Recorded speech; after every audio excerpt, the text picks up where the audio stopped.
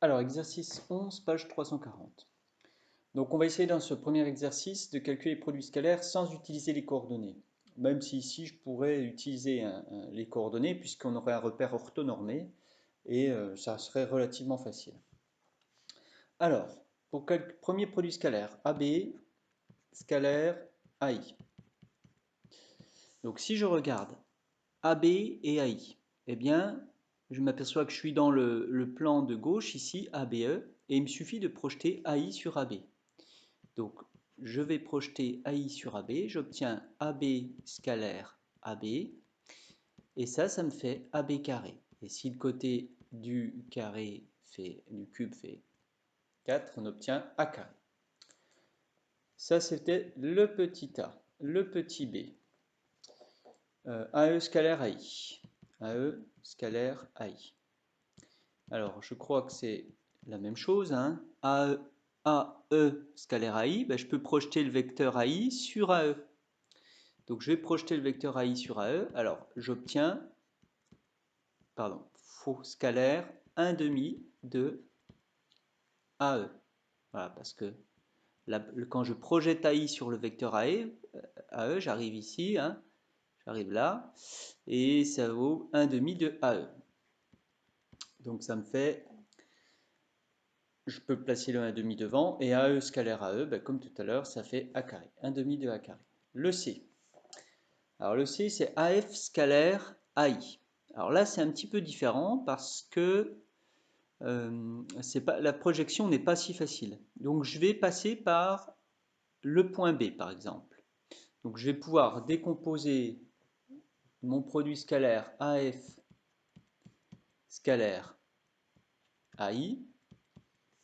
Je vais décomposer soit AF en AB plus BF, ou je peux décomposer AI en AB plus BI.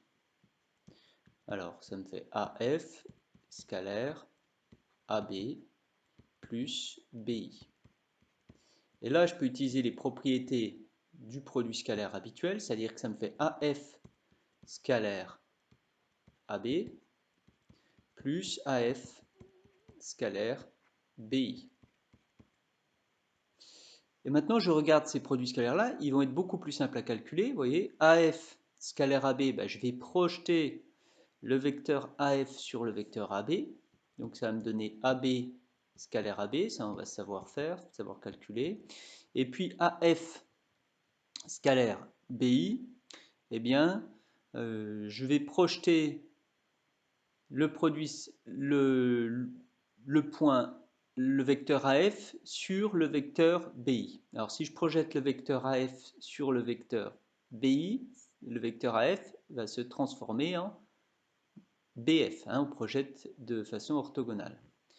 Donc plus BF scalaire BI. Et là, pardon, BF, je dis BF scalaire BI. Et j'obtiens encore deux vecteurs collinaires de même sens. Donc ça me fait ici A carré et BF scalaire BI plus 1 demi de A carré. Voilà, donc j'obtiens 3 demi de A carré. Ensuite, pour AB scalaire AJ. Alors, petite idée, AB scalaire AJ.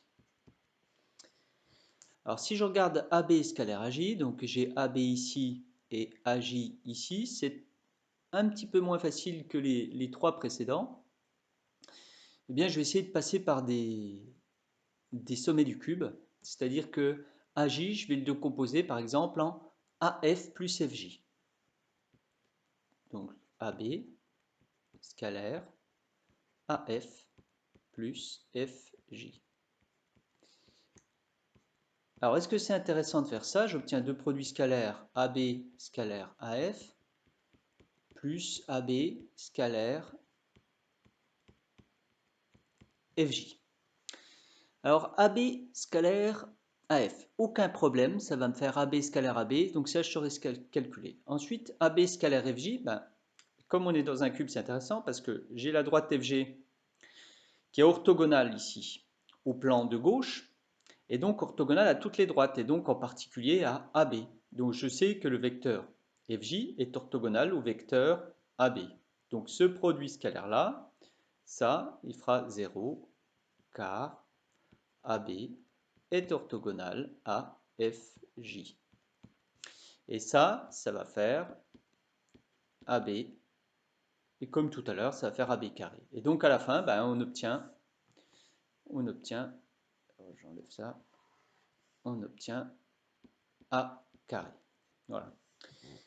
Pour les suivants, je pense que les techniques sont exactement les mêmes. Donc DJ, si on regarde DJ scalaire DC, eh bien on va décomposer DJ en DG plus GJ.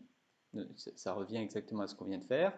Et BH scalaire BI, BH scalaire BI, eh bien on va décomposer le vecteur BH, par exemple, en BG plus GH. Et c'est exactement ce qu'on vient de faire